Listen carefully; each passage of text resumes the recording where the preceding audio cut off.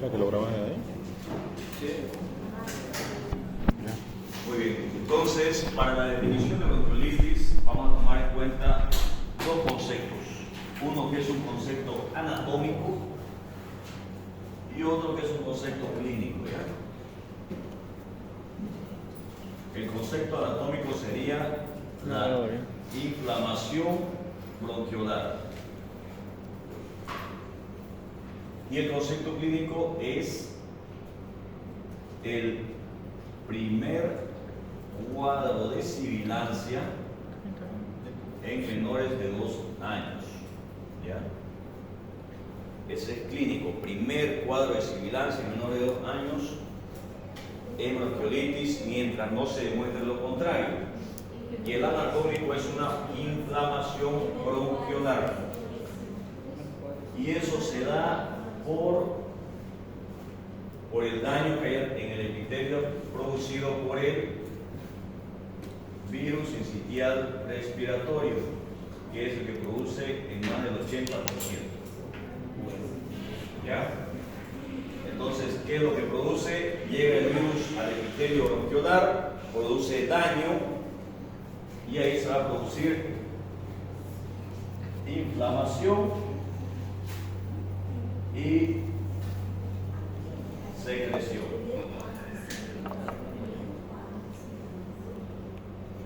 ¿Ya? Hay tanta inflamación y tanta secreción que por eso es que el paciente presenta dificultad respiratoria. Cuando llega a tener dificultad respiratoria y la luz se disminuye por la inflamación y por el moco que presenta, es un moco bien espeso. Entonces, cuando les llega un niño de más o menos 4 meses, primer cuadro, y lo auscultan ustedes, y obviamente tenía un cuadro clínico caracterizado por rinorrea, tos, fiebre previamente, y ahora ingresa con sibilancias, y generalmente son bilaterales, voy a sospechar en bronquiolitis. ¿Ya? Mientras no se demuestre lo contrario.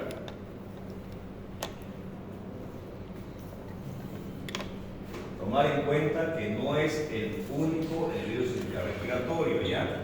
Hay otros virus como el rinovirus, el parainfluenza, sobre todo el tipo 3, y a tomar siempre en cuenta el adenovirus, que este va a producir una bronquiolitis obliterante, cuadro grave, no complicación porque es un cuadro grave con bastante dificultad respiratoria, donde el pulmón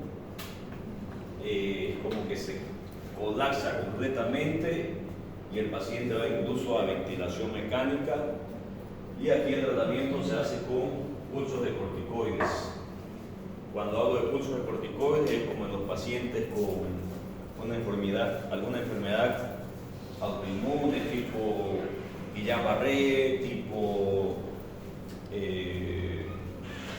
peste púrpura, como citopénica idiopática, donde le ponen dosis altas de corticoides, ¿ya? Pero no se olviden desde aquí de arriba, ya es eso, principalmente ese es el virus que produce. Aprendan a responder, doctores, ¿ya? Aprendan a responder preguntas. Estos exámenes que ustedes dan aquí en la universidad es el primer paso a sus exámenes más importantes. Y aquí yo los puedo hacer, les puedo perdonar algunas cosas que hagan, ¿no es? Yo les pregunto una cosa, ustedes responden otra, y quizás tienen un poquito de razón, y ya, se lo pongo bien. Cuando ustedes tengan que hacer un examen importante, no deja de ser importante este examen, pero que sea un solo examen que sea como para darle un cambio a su vida, no deban aceptar. Aquí, el siguiente examen que van a dar los estudiantes es para la residencia. Los brasileños dan la revalida y luego la residencia, ¿no es? Cuando yo les pregunte, en este caso, por ejemplo, paciente, un caso clínico, paciente de 6 meses de edad ingresa por un cuadro clínico de 3 días con rinorrea, tos, fiebre. Actualmente se oculta sibilancia. ¿Qué etiología usted supone que presenta el paciente? Le pongo adenovirus, rinovirus, le voy a poner para influenza, sincicial respiratorio. Y ustedes, todos son, doctor, al ladito, doctor, todos producen. Está mal eso, está mal, está mal. Aprendan a responder. ¿Qué significa aprendan a responder? Que dice que el 80% es virus sincicial respiratorio. Entonces mi lógica es que voy a responder el que es más probable, ¿no es? Epidemiológicamente. Entonces, si ustedes hacen eso en revalida, van a tener mal. Si ustedes hacen eso en residencia, van a tener mal. Y no van a hacer como aquí, que van a venir no, aprendan a responder, doctores. Cuando uno hace una pregunta y pone todas las bacterias que pueden producir, pero entre esas hay la que más produce la enfermedad, esa es la que se coloca, ¿ya? A menos que, por ejemplo, yo les pregunte sobre neumonía y les ponga ahí, por ejemplo, ¿no es? A ver qué les puedo poner. El mismo caso, que sea neumonía, y les pongo ahí viral, pero presenta además en la radiografía un derrame pleural. Y les pongo causa viral, Haemophilus, estafilococo. ¿Qué le van a poner? Ahí hay una pauta que dice derrame pleural. Esas son cosas que yo tengo que ver siempre la palabra clave. Ahí, aunque tenga más, aunque sea más común la parte viral, si hay una palabra clave que me pregunta, que me induce a la pregunta, tengo que poner estáfilo, ¿no? Entonces sepan leer la pregunta para hacer su respuesta. ¿Okay? Entonces cuando yo le pregunte en qué supone usted que presente, que es la etiología, por ejemplo, siempre voy a suponer que es el que tiene mayor probabilidad, ya, por si acaso. Eso, entonces, si yo le hiciera esa pregunta, sincicial respiratorio. Es el caso de la pregunta que le hice, ¿no es? Neumococo, Haemophilus, estáfilo, los 3 eran, ¿no es? Y a todos le hice valer. Pero era neumococo, ¿no es? Y aquí se los dije, y estaba en la grabación que me mostró el doctor, que me mostró la grabación como para que yo diga, no es, y ahí, Bien, sigamos. Muy bien, entonces tengo definición de etiología clínica y el diagnóstico. El diagnóstico generalmente lo voy a hacer de mano. Mi diagnóstico va a ser clínico en primer lugar, ¿ok? Pero también puedo solicitar una radiografía de tórax. ¿Ya? Ven, estoy poniendo radiografía de tórax. No van a poner ustedes radiografía sin el apellido, porque también está mal. Cuando yo haga una solicitud, cuando esté trabajando, no solicito, señora, vaya a hacer una radiografía. Rapidito, el imagenólogo o el radiólogo lo va a mandar. ¿De qué, doctor? Entonces, aprendan a responder, ¿ya? Tienen que poner radiografía de tórax, e incluso antero, posterior, posterior, anterior. Cuando soliciten ustedes, cuando pongan ahí, cuando yo les pida exámenes complementarios, no me le pongan cultivo. ¿De qué cultivo?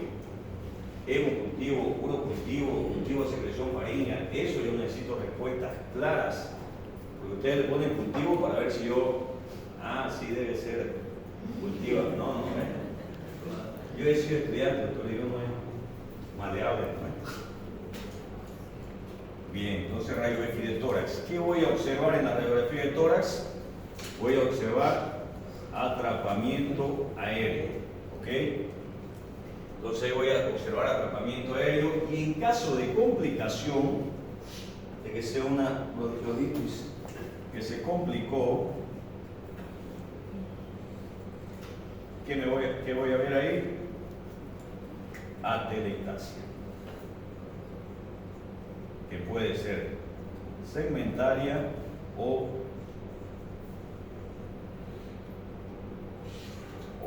lobar. ¿Lo qué?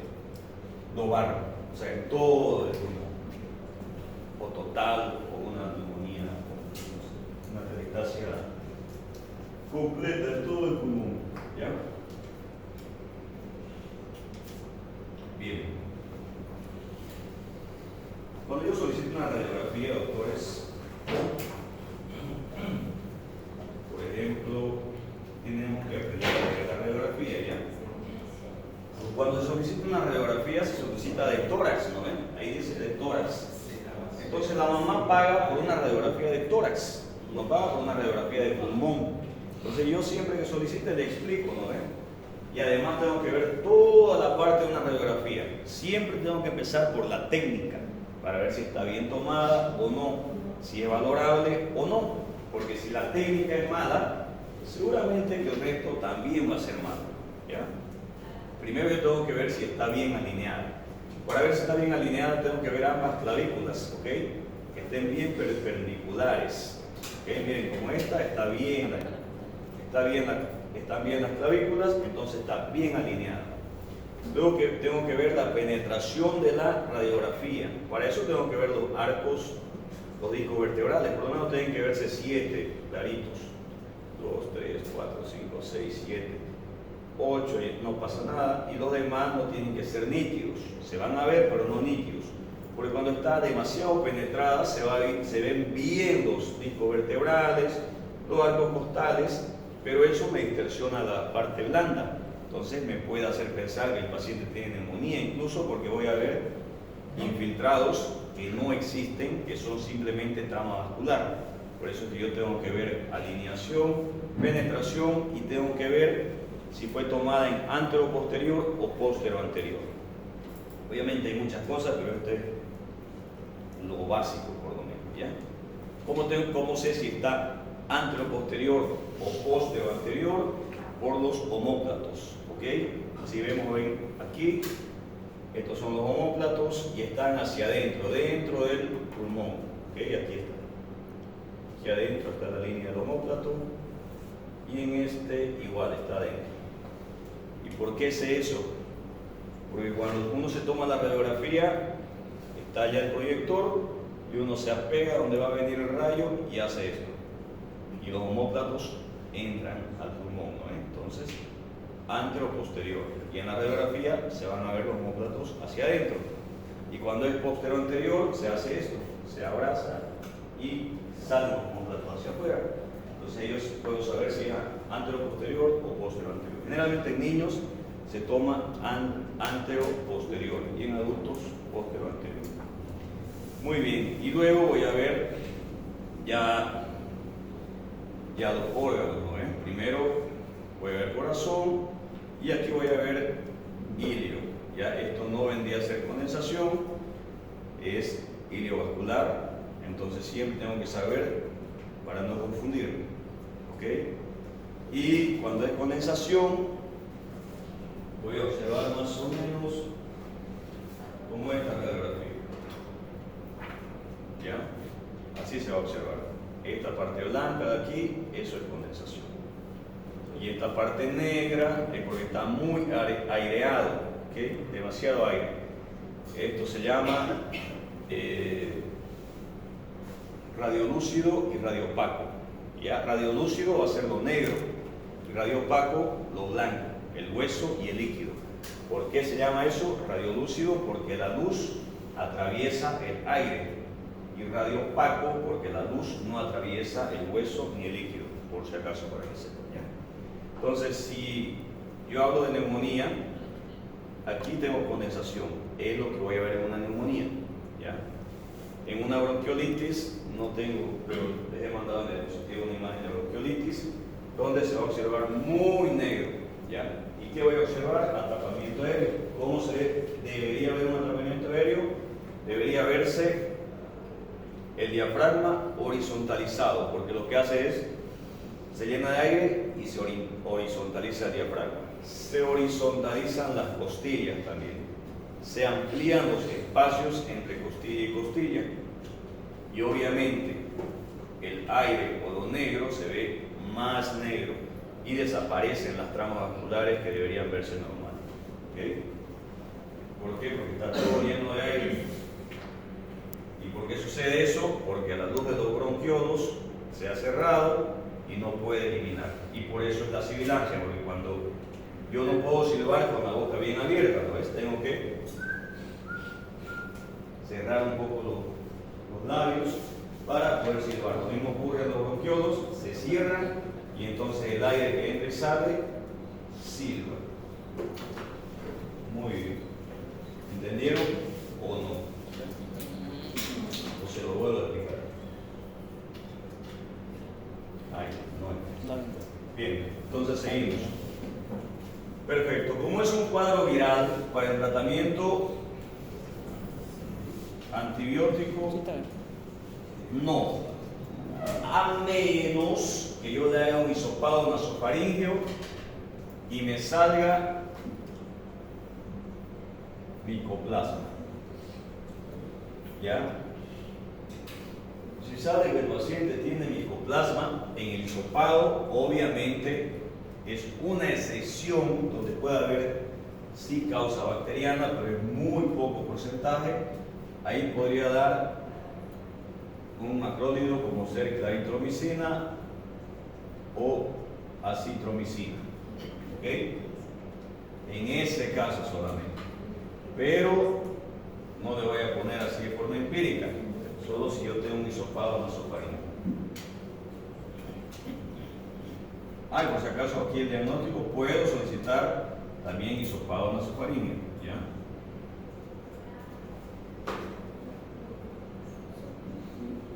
Hisopado nasofaríngeo. Muy bien, antibióticos no, solo en ese caso muy excepcional, pero empíricamente no voy a dar. Luego tengo que hidratarlo, mantenerlo bien hidratado. Si no tolera la vía oral por X motivo, de repente hay dificultad respiratoria cuando succiona, colocaré líquido endovenoso. Si tolera la vía oral es la mejor forma de hidratar. ¿Ok? ¿Qué más? Oxígeno, si lo necesita. ¿Ya? Si hay una saturación menor al 92%, podemos colocar oxígeno.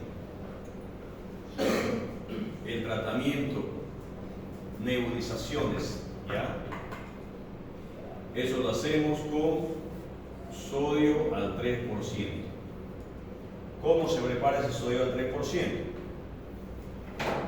Para preparar este sodio al 3% tenemos que colocar solución fisiológica al 0,9% con cloruro de sodio que viene al 20%. Aquí vamos a poner 4.5 ml y aquí 0.5 ml. Eso hace una solución hipertónica. El objetivo es que ese moco que está tan denso disminuya su consistencia y el niño lo pueda eliminar y absorbe el líquido que está produciéndose por el edema. ¿Ya? Ese vendría a ser como que el tratamiento específico para la complicación de la secreción que tiene.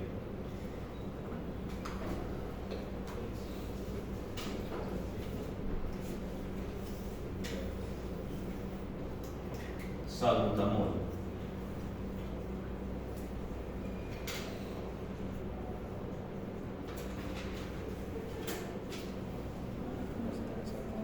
El salbutamol, como este paciente no tiene broncoconstricción, si el cuadro aquí sería inflamación, secreción, y yo le aumentara broncoconstricción, ya no hay bronquiolitis, vas a hacer asma. ¿Ya? ¿Cómo decir? Si el cuadro aquí la bronquiolitis es solo inflamación y secreción, nada más. Pero si yo le aumentara aquí bronquiolitis, ya pasaría a ser asma y no bronquiolitis. ¿Ya? Por eso no es específico colocar salbutamol, porque se supone que no produce broncoconstricción. ¿Ya? El tratamiento sería este. que es para eliminar ese moco. Pero en la práctica ya si llega el paciente, está con demasiada secreción mucosa, hay taquipnea, le hago un rescate con nebulizaciones. Al decir rescate me refiero que le hago una nebulización a los 15 o 20 minutos, otra nebulización a los 20 minutos, otra nebulización, y así te puedo hacer hasta 4 nebulizaciones de rescate para eliminar rápido ese moco. Si voy 1, 2 y 3 nebulizaciones y veo que no mejoró, puedo estar tratando con un paciente que, aparte de tener bronquiolitis, tenga atopía. O sea, puedo averiguar con los familiares de primera línea, o sea, madre o padre, si de repente tienen antecedentes de alguna atopía, dermatitis, asma. Entonces, podría estar con un caso que también esté desencadenando una atopía. Entonces, le puedo colocar salbutamol como prueba terapéutica. Y si veo que mejoró, mantengo el hipertónico y ahí ya coloco salbutamol. Pero no sería específico para la bronquiolitis, sino que ahí tendría ya un cuadro de bronquiolitis más un cuadro atópico. ¿Okay? Entonces no le doy de primera línea, ya, solo como prueba terapéutica, y si mejoró, mantiene. ¿Cuánto voy a colocar de salbutamol? Pueden hacer un cálculo. Generalmente se coloca 0.5 miligramos por kilo y se saca la dosis de la gota, pero si lo quieren hacer directo, hacen 0.6 por peso.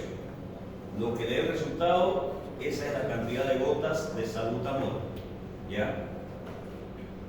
Y es importante eso porque a veces les da miedo colocar salbutamol y para no producir taquicardia le ponen 2 gotas y no le hace nada al paciente. Y entonces el familiar viene con la mentira de que le puso salbutamol, cuando uno ve 2 gotas, se cae de espalda porque no le hace nada, ¿ya?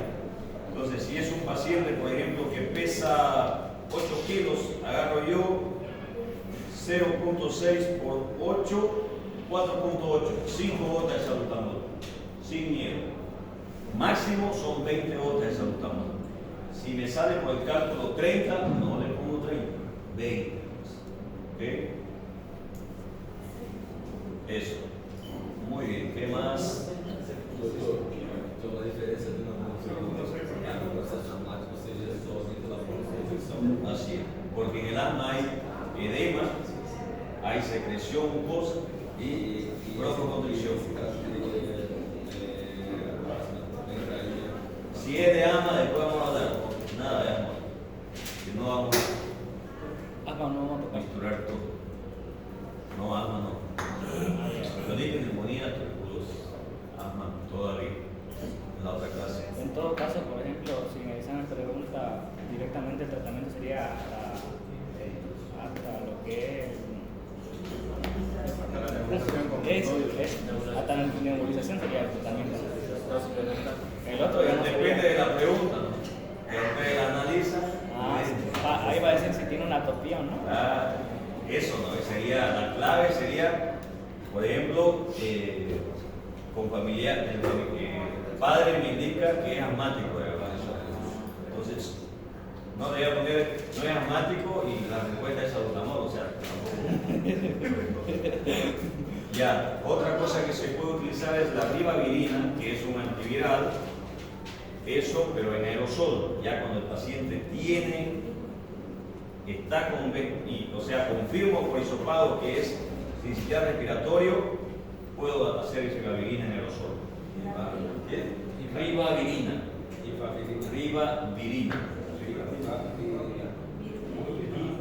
Ribavirina, no virina, virina.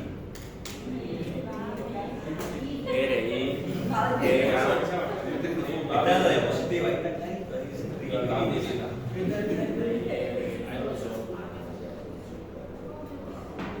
Y el otro es algo que se llama palivizumab, ¿ya? Otro que se utiliza es el palivizumab. Está en la diapositiva, no trabajen para ir a entenderlo, está ahí. Se vuelvan locos. Entonces, ¿qué es el palivizumab? Eso no hay ahí, es un anticuerpo monoclonal. Es un anticuerpo monoclonal que lo que hace, lo que tengo que hacer con eso es saber a quién dárselo. No se lo damos a todos, ni siquiera cuando ya está con la infección. Es como para prevenir que un paciente se muera por virus sincicial respiratorio. ¿Y en quiénes sería eso? En pacientes prematuros que estuvieron intubados, por ejemplo, nació prematuro, tuvo una enfermedad de membrana hialina, se lo intubó, se colocó surfactante y quedó ahí intubado 1 semana, 2 semanas, por X motivo. Ese paciente tiene tendencia a hacer displasia broncopulmonar porque el oxígeno es un radical libre que produce toxicidad y obviamente daño pulmonar. Pacientes cardiópatas que si en caso de la bronquiolitis tienen alto porcentaje o alta morbilidad de fallecer. Entonces, esos pacientes, si yo trabajo en una maternidad, por ejemplo, y tengo pacientes así, o que tuvieron intubado mucho tiempo, prematuros o cardiópatas, yo debería ya mandarlo a su casa con palivizumab. Ya debió haber recibido, porque si ya seguramente fuera de la casa me le va a dar una infección, se me puede morir. Es una infección agresiva, ¿ya? Entonces, si yo le hubiera puesto el palivizumab, hay menor riesgo de que tenga complicaciones respiratorias por bronquiolitis. ¿Y cómo se usa el papel? En aerosol. Y ahí van a observar una tabla que se llama Walk Downess, ¿ya? Eso es para ver la gravedad de la enfermedad, si es leve, moderada o severa. Y hay ciertos parámetros que es la saturación, frecuencia respiratoria, sibilancias y músculos accesorios. Pero nunca se olviden, como les dije la vez pasada, que cualquier cuadro respiratorio, si tiene sintomatología respiratoria más taquipnia, es algo leve. ¿Cuál es la sintomatología respiratoria? Rinorrea, tos, nada más es respiratorio. Fiebre ya no viene a ser respiratorio, sino es un cuadro general. Más taquipnia es un cuadro leve. Si hay rinorrea, tos, taquipnia y retracciones, es un cuadro moderado. Si ya no se va a la casa, el otro puedo tratar en la casa. Este se va a quedar hospitalizado porque necesita oxígeno. Y si es un cuadro con rinorrea, tos, o sin rinorrea, no importa, no.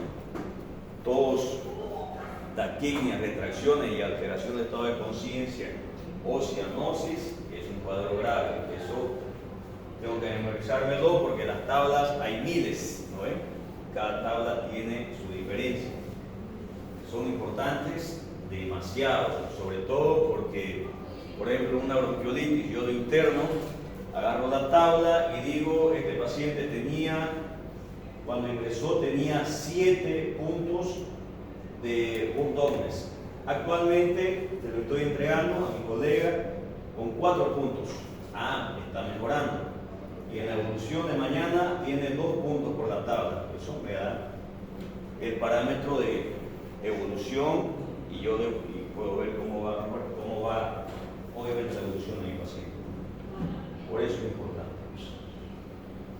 ¿Alguna pregunta? Esto sería todo sobre bronquiolitis. Entonces, en resumen, es un cuadro que produce inflamación de los bronquiolos. Generalmente se da en niños, es el primer cuadro de sibilancia en menores de 2 años y su principal agente etiológico es el virus sincicial respiratorio en un 80%, con clínica de rinorrea, tos, fiebre de inicio y que puede luego complicarse y producir dificultad respiratoria con sibilancia. Va a haber una radiografía con un atrapamiento aéreo y se puede complicar con atelectasias. Y el tratamiento sobre todo es hidratación, oxígeno, aspiración, por si acaso, como produce demasiado moco, yo puedo aspirar ese moco también. Y nebulizaciones con sodio al 3%. Salbutamol como terapéutico. En caso de que demuestre yo por hisopado nasofaríngeo que tiene la enfermedad, puedo colocar ribavirina en aerosol. Y para prevención en pacientes con alta morbilidad de complicarse por el PCR, palivizumab. Listo.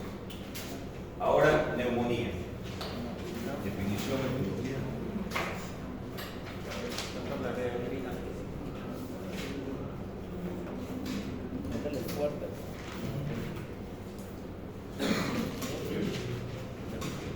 Como un pez. Generalmente dos partes hacen uno. Dos partes. Uf, pato. Dos partes. ¿Y en cada cuánto tiempo o no solo? ¿Cada cuánto, doctor, se le da la ribavirina? No hay acá, pero se hace cada 8 horas, cada 12 horas. Pero eso para que sepan que hoy hay por acá no. Muy bien. Entonces, cuando hablemos de neumonía, la definición es la inflamación del parénquima pulmonar, o sea, alveolos. ¿Ya? Cuando habla del parénquima pulmonar, se habla de alveolos. ¿Cuál es la etiología? En primer lugar, como toda la infección en niños, es viral.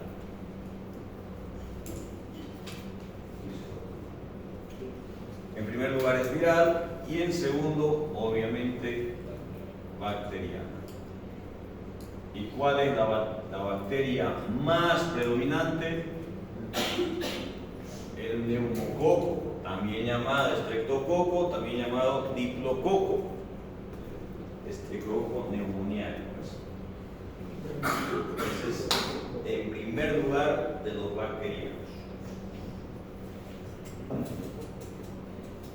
Muy bien.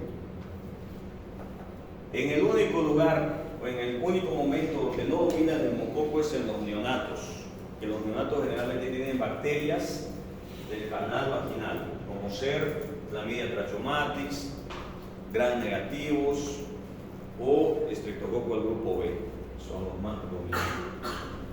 Luego, de ahí para allá, a partir del mes, ya predomina el neumococo.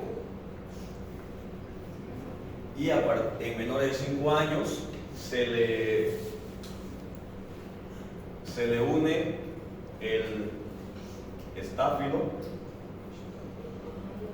y el estreptococo piógenes, y en menores de 5 años sobre todo. Menores de 5 años, pero generalmente mayores de 2 años también. Y en mayores de 5 años vienen los atípicos. Estos atípicos son el micoplasma en primer lugar y la clamidia, pero la neumonía, ya no la trachomatis. Entonces son agentes atípicos.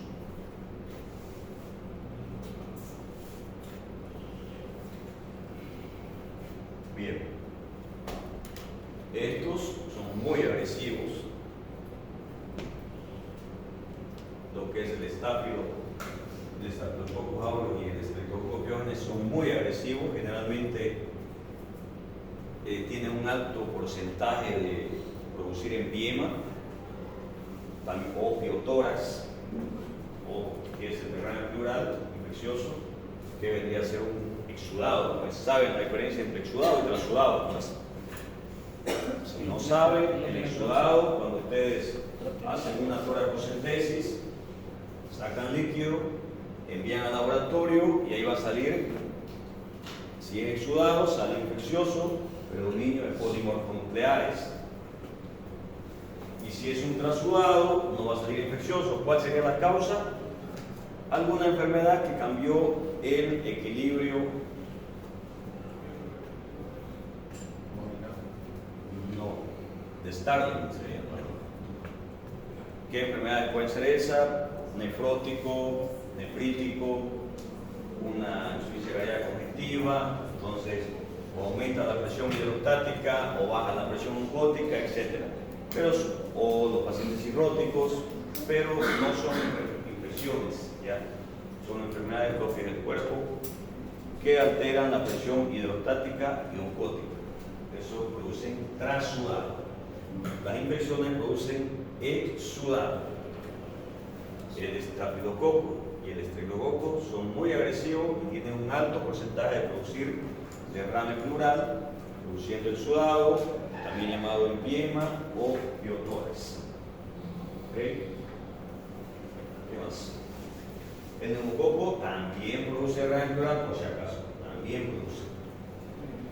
Muy bien, en la clínica, ¿qué voy a ver? La clínica voy a dividirla, en este caso, como una neumonía típica y una neumonía atípica.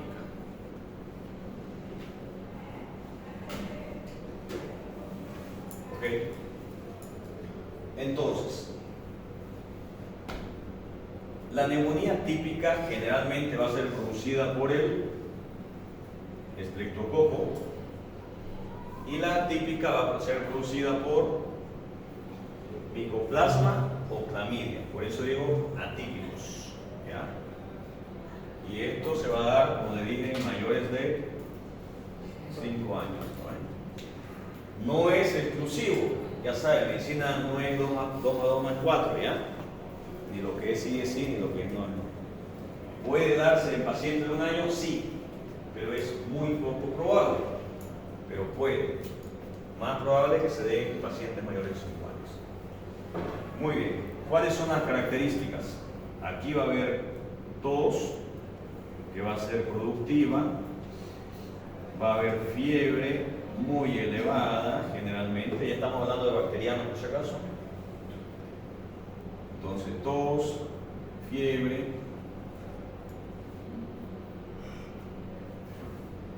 y signo cardinal, uno de los principales signos, taquipnea. ¿Okay? Aquí va a haber tos, que generalmente es seca o improductiva. Hay fiebre, sí, pero no es muy elevada. Taquipnea también tiene. Generalmente esto va a presentar.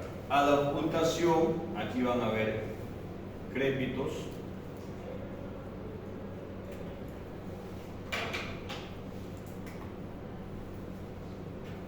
Van a ver crépitos.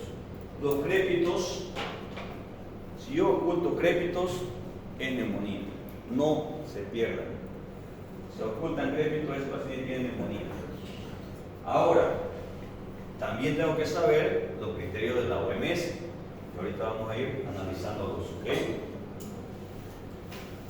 Conforme vamos viendo el cuadro clínico. Entonces, ¿qué me dice la OMS también? Si el paciente tiene tos, fiebre y taquipnea, hasta aquí, este paciente tiene neumonía. Obviamente, yo como médico, esto puede ser muchas cosas. Yo sé que puede ser asma, yo sé que puede ser bronquiolitis, yo sé que puede ser tuberculosis, no sé, ¿ya? Pero sucede que la OMS hizo esa clasificación, sobre todo para el primer nivel, porque a veces no hay una radiografía con la que yo pueda certificar que no se trata de una neumonía, y para evitar la mortalidad, para pensar lo peor, sobre todo, ¿ya? Y evitar las complicaciones de neumonía y evitar mortalidad. Entonces implementó ciertas definiciones para decir que es una neumonía grave o neumonía muy grave. Entonces, para la OMS, un paciente con tos, fiebre y taquipnea es neumonía. Y este puede ser tratado en casa. El tratamiento es ambulatorio. No dice crépito por si acaso, pero ustedes tengan en cuenta que los crépitos es lo principal que me determina la neumonía. ¿Ya? Ahora, ¿qué otras características voy a tener en una neumonía? Voy a tener, si se complicó, retracciones o uso de músculos accesorios. Si este paciente ya tiene retracciones más todo de arriba, es una neumonía grave. Perdón, neumonía grave. ¿Ya? Y el tratamiento ya no se puede ir a la casa, va a ser en hospital. Voy a tener que hospitalizarlo. Si hay retracciones, obviamente ese paciente necesita oxígeno. Voy a hospitalizarlo. Ya si está en un hospital, obviamente va a ser más fácil determinar cuál es la causa. De repente es un paciente asmático, ya habrá sibilancia, ¿no? Obviamente yo estoy dándole las características de la OMS. Si yo oculto sibilancias, no, para mí no va a ser neumonía, ¿ya? Pero todo lo tienen que saber ustedes. Ahora, si estas retracciones le aumento alteración neurológica, como ser letargia o convulsiones, que no pueda beber el paciente, no pueda beber líquidos, cianosis, disminución de la saturación, ya obviamente este va a requerir que en el hospital se lo pase de repente a una UCI o a una UTI. Y esta es una neumonía muy grave. ¿Ok?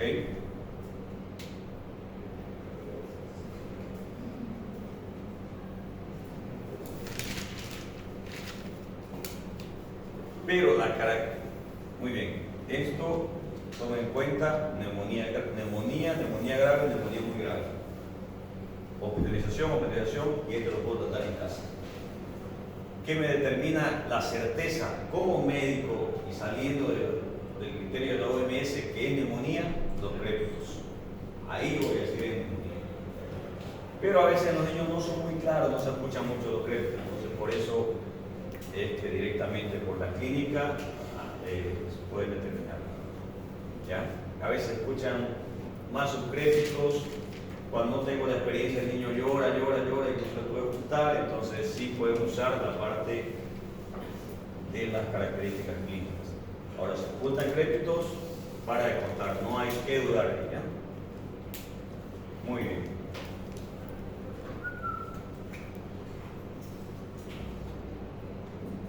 Bien.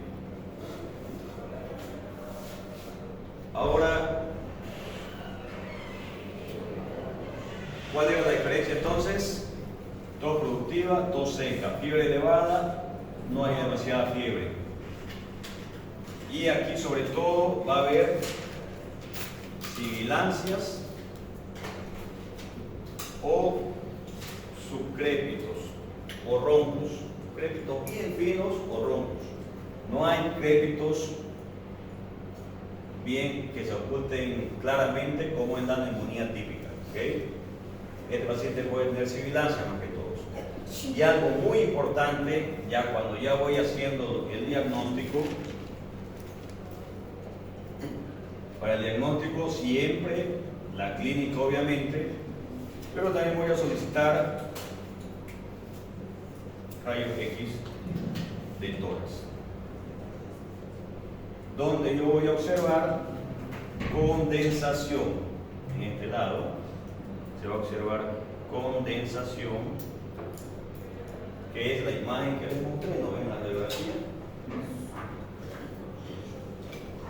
Así vamos a observar, como aquí. ¿Ya? Esto sería una condensación. Aire y blanco ahí al medio, eso es una condensación. No hay cómo perderse. Ahora, cuando no se observa una condensación, que uno lo ve generalmente en la práctica, no se olviden que hay dos pulmones, hay cómo comparar, no hay cómo perderse. Entonces, esta línea de aquí está bien dibujada, se observa, ¿no? Y esta línea también. ¿Por qué? Porque es una radiografía normal. La línea de la izquierda y la derecha son bien dibujadas. En algunos casos, van a observar ustedes imagen de sacabocados. Generalmente se ve al lado derecho, porque es donde más se infecta. ¿Por qué? Porque observen, el bronquio y el derecho llegó ya al pulmón, y el izquierdo es más largo de llegar todavía, ¿ya? Más vertical, más horizontal. Y aquí ustedes van a ver, cuando vean una placa y no se ve condensación así, o aquí una condensación basal derecha, aquí van a ver ustedes la línea bien delimitada, y aquí a veces se observa viene la línea y aquí desaparece, se observa una opacidad. Y viene la línea y otra opacidad. Y así son imágenes sacabocados. Entonces, eso también indica que sí está iniciando la neumonía, sobre todo en su inicio. Podemos observar eso en la radiografía. Muy bien. Y acá, la radiografía, van a ver infiltrados bilaterales. Que ustedes van a ver eso en la diapositiva que les pasé. Hay una radiografía con condensación en todo el segmento superior y medio del pulmón derecho. Y la otra radiografía tiene infiltrados bilaterales, es a ambos lados. ¿Ya? Eso sería. Y el tratamiento también es diferente. Entonces, obviamente aquí voy a pedir rayos X, hemograma, PCR, puedo pedir procalcitonina, eso no está en las diapositivas, pueden escribirlo. Entonces, reactante de fase aguda, no hay procalcitonina, PCR, velocidad de sedimentación globular, hemocultivo, siempre se piden en neumonía, hemocultivo, hemo de sangre, ¿okay? Y voy a realizar tratamiento. Tratamiento de elección, ¿cuál es?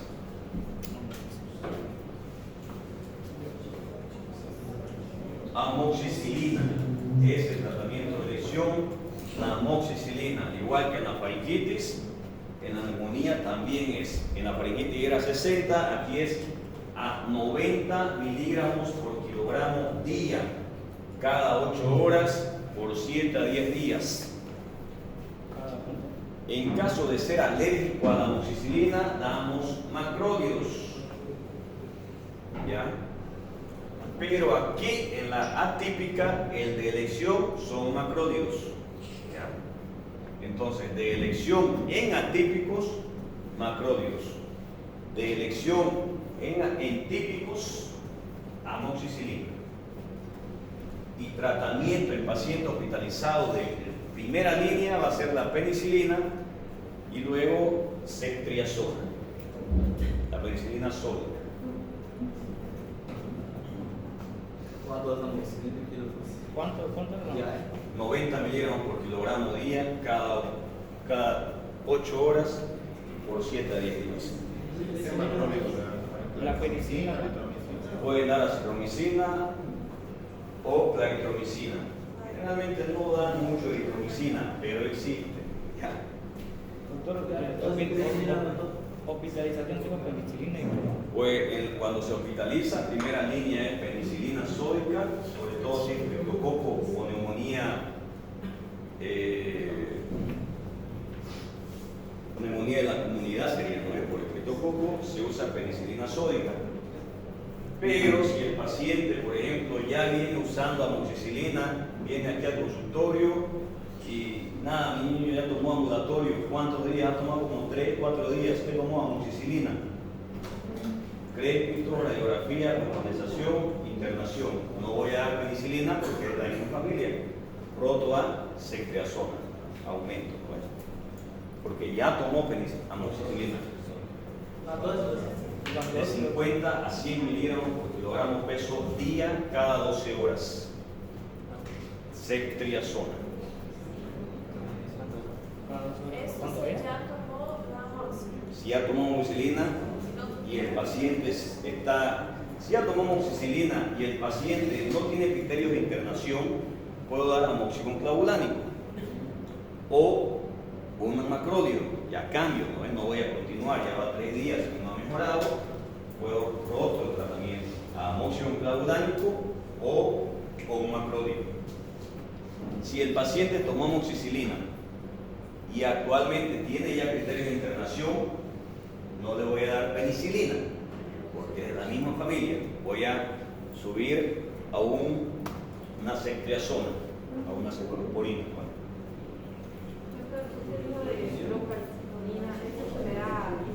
Procalcitonina es un examen que se toma. Claro, cuando llegas hospitalizado, ¿no? Para ver el grado de inflamación que tiene el paciente. Son reactantes de fase aguda, pues. días. No, en todo paciente hospitalizado no pasa nada. Paciente que yo Safety son cuatro. ¿Cuál de es? 50 a 100 miligramos. Los macrólidos no sean atípicas. Atípicos. Doutor, quantas unidades internacionais de medicina? Puede dar de 100.000 a 200.000 unidades internacionales. Penicilina sódica. Hasta 300 ¿La secreción a cuántos días? ¿Cada cuánto? cada 12 horas la ceftriaxona, de 50 a 100 miligramos. ¿Por cuántos días? Unos 10 días por ahí. Doctor, por ejemplo, digamos, en mi examen sale que está con derrame pleural principal, digamos, pone estafilococo aureus y pone estreptococo Muy pyogenes. bien. ¿Cuál sería la Buena pregunta esa. Entonces, me llega un paciente que tiene derrame pleural y está con bastante dificultad respiratoria.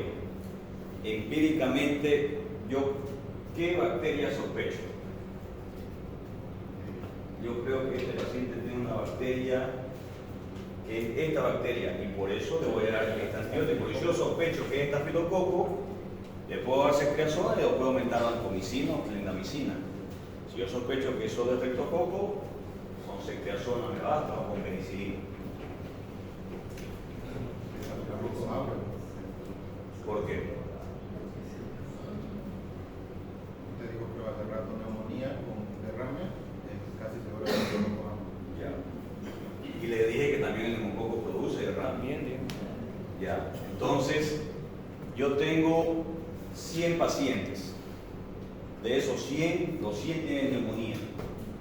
De esos 100 que tienen neumonía, 90 va a ser por estreptococo y 10 por estafilococo.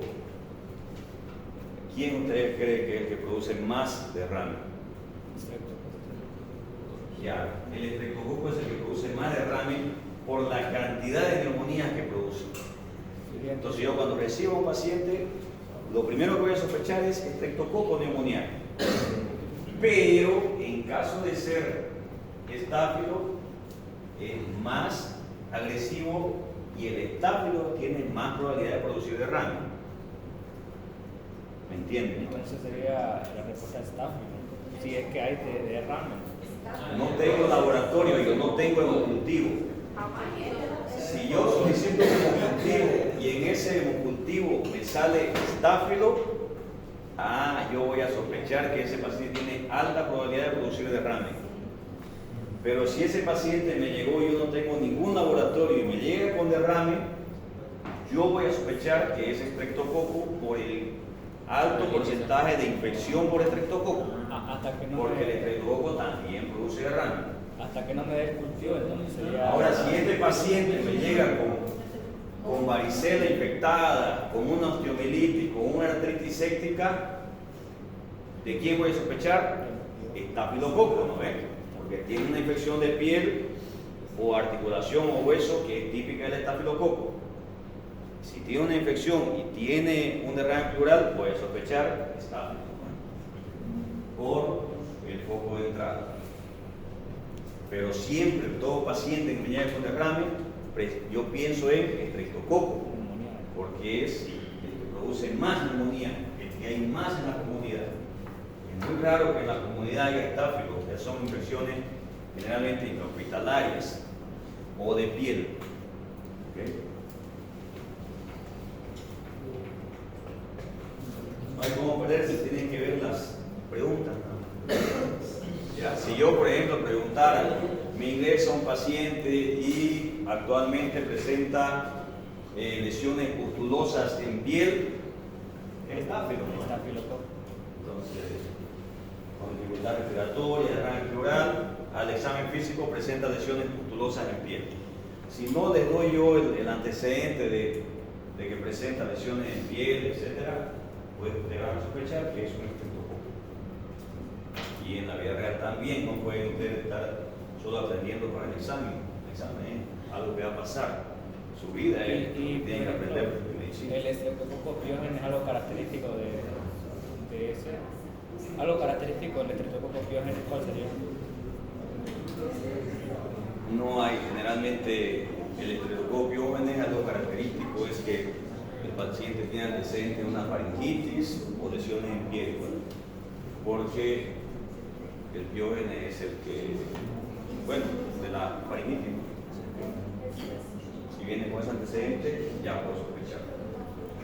Y característico del piógene que puede producir ramen pleural, y si el paciente está complicado, a veces se hacen valoraciones por cardio y observan miocardiopatías, entonces son casi característicos del piógene. O una endocarditis, etc. Bien, pero eso sería todo sobre neumonía. ¿Alguna pregunta más? No aprendan para el examen, doctor. Ustedes aprenden para el examen y solo memorizan. Y el examen es algo que va a pasar. Y si ustedes pasan con nota buena o con nota mala, la cosa es pasar.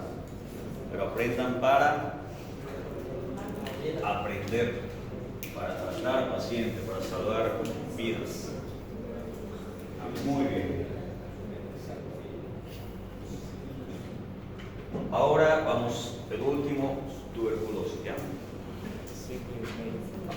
En esta parte, antes de entrar a tuberculosis y hablando de neumonía, como estamos hablando de derrame pleural, generalmente si a ustedes les llega un paciente y por X motivo es un cuadro respiratorio, ustedes le hacen una radiografía y observan un derrame pleural, ya sea, puede ser un derrame pleural completo o segmentario, pero el paciente está tranquilo porque hay así, sospechen en tuberculosis, ¿ya?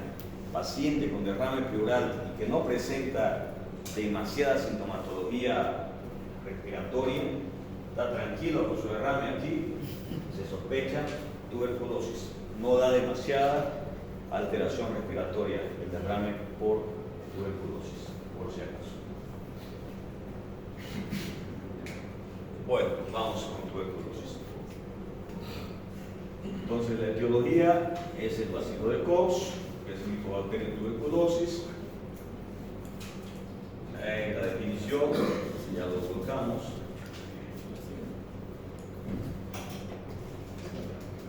La definición más o menos vamos con la clínica, ¿ya? La definición habla del sintomático respiratorio. Y el sintomático respiratorio es tos más de 15 días. Entonces, todo paciente que esté tosiendo más de 15 días,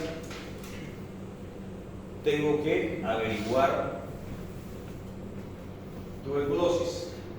Pero además tiene que tener otras características, ¿no es? Porque por ahí es un asmático y solamente está tosiendo y no tiene ninguna otra característica, no voy a ponerme a hacer vaciloscopia.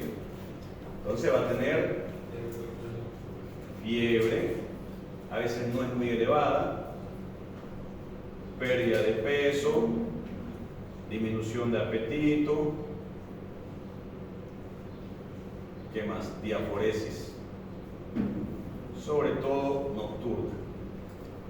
Si alguna palabra no entienden, pregunten, ¿ok? No se vayan de aquí ignorantes, lleguen ignorantes, pero váyanse con sus dudas despejadas. ¿Ya? ¿Saben qué es diaforesis, no? Sí, Sí. sudoración. Que a veces no saben. Muy bien, entonces, si el paciente tiene tos más de 15 días, fiebre puede ser intermitente, pérdida de peso, disminución de apetito y diaforesis nocturna, sospecho en tuberculosis. ¿Qué hago? Ausculto, ¿no es? A la ocultación pueden haber crépitos. Y si hay derrame pleural, disminución del orgullo vesicular del lado del derrame.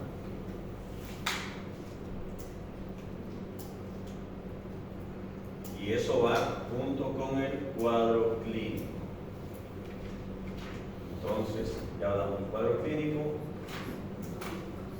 y el diagnóstico.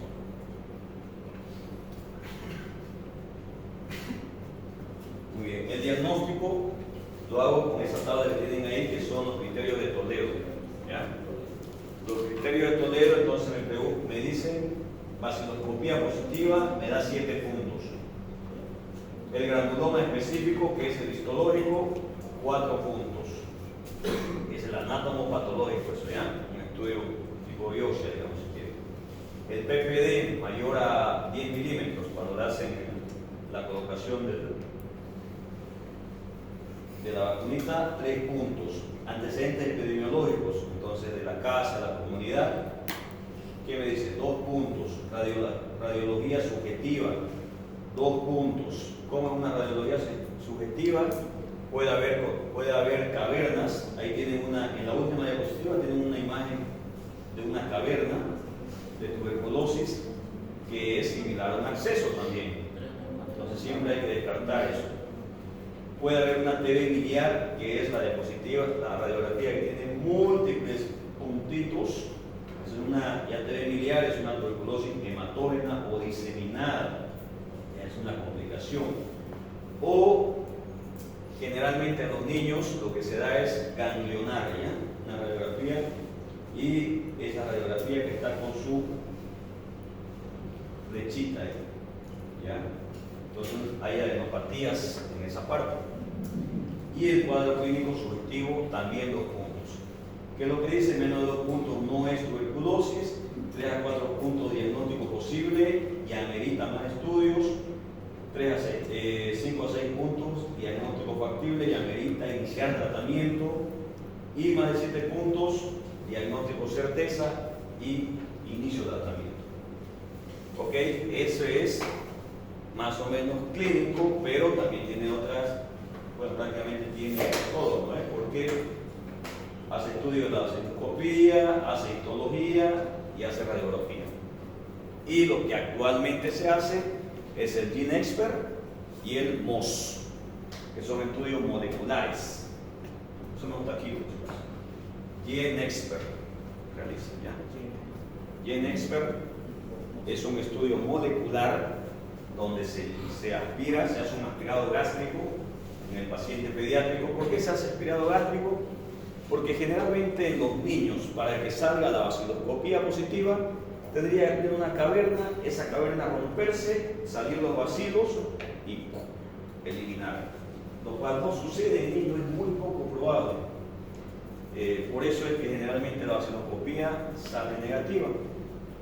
Con el GeneXpert se hace un aspirado gástrico, se coloca la sonda y se saca con jeringa. Obviamente el niño no tiene que haber desayunado, comido nada durante la noche, y hasta que se le haga el estudio, ese estudio se lo coloca en un tubito estéril, se envía al laboratorio y ahí ya le hacen el estudio molecular donde observan al microorganismo, ya sea por el GeneXpert o por el MOS. Y aparte de observar el microorganismo, se ve la sensibilidad en el GeneXpert a la rifampicina y en el MOS a isoniazida y rifampicina. Entonces es muy necesario. Actualmente a todo lo que se sospecha tuberculosis se le realiza. Se hace tanto de muestra de pulmón y de líquido cefalorraquídeo cuando sospecha que es una TB miliar. ¿Ya? Entonces eso realizan también actualmente. Muy bien, y si me sale positivo, hay que iniciar tratamiento. Y el tratamiento lo realizan con isoniazida, rifampicina, etranotol y piracinamida. Necesitan escribirlo, está en su diapositiva que les envié, está la dosis por miligramo de peso, dosis máxima.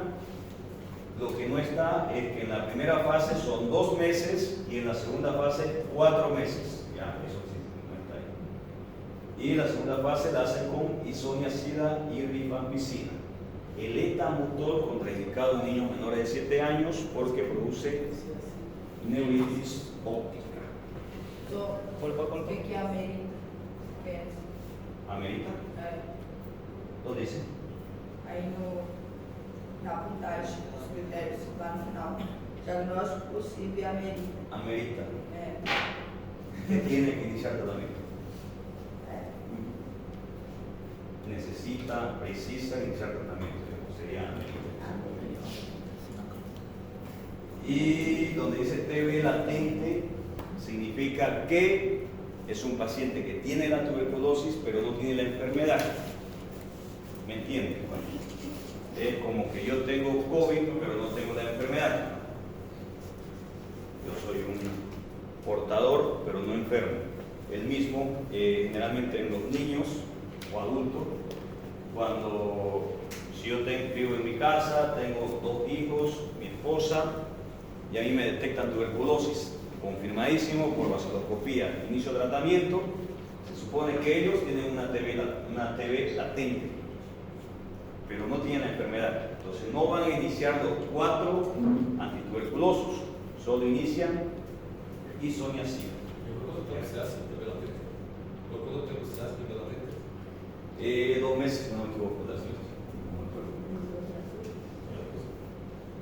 Eso se hace como preventivo, pues. Y obviamente hay que hacer los estudios. Bueno, ¿algo más? Hasta ahí es todo. A tomar lista. Hoy van a tener sus notas. Primero les voy a enviar las notas en foto, ¿ya? Y luego de